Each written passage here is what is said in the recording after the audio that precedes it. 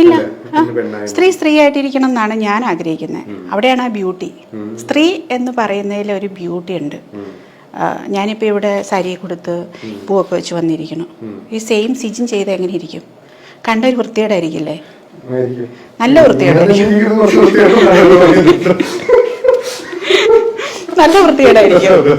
അപ്പം അതാ ഞാൻ പറഞ്ഞത്, നമ്മൾ എന്ത് കാര്യം ചെയ്യുന്നതിനും ഒരു ബ്യൂട്ടി ഉണ്ടെങ്കിൽ സ്ത്രീ ചെയ്യുന്ന ചില കാര്യങ്ങൾക്കുള്ള ബ്യൂട്ടി പുരുഷൻ ചെയ്താൽ ഷീലു പറയുന്നത് ഒരു സ്ത്രീ ആയതുകൊണ്ട് സ്ത്രീയും പുരുഷനും അവർ തമ്മിൽ വ്യത്യാസങ്ങളുണ്ട്. ആത്യന്തികമായത് ഉള്ളിലുള്ള ഇൻട്രൻസിക് ആയിട്ടുള്ള വ്യത്യാസങ്ങളുണ്ടെന്ന് നമ്മൾ അംഗീകരിക്കണം.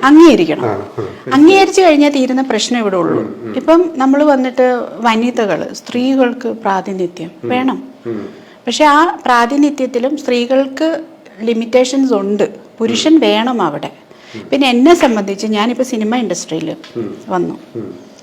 എനിക്ക് ഒരിക്കലും ചിന്തിക്കാൻ പറ്റത്തില്ല എൻ്റെ ഹസ്ബൻഡ് ഇല്ലാതെ ഒരു സിനിമയിൽ എനിക്ക് സിനിമ പ്രൊഡ്യൂസ് ചെയ്യാനോ ഒരു സിനിമയിൽ പോയിട്ട് ആക്ട് ചെയ്യാനോ എൻ്റെ ഹസ്ബൻഡ് സപ്പോർട്ടില്ലാതെ എനിക്ക് ചിന്തിക്കാനേ പറ്റത്തില്ല. അപ്പോൾ വേണമെങ്കിൽ പറയുമായിരിക്കും, ബിക്കോസ് നിങ്ങൾ അങ്ങനെ ഡിപ്പെൻഡൻ്റ് ആയതുകൊണ്ടാണ്, ഇൻഡിപെൻഡൻ്റ് അല്ലാത്തതുകൊണ്ടാണ്.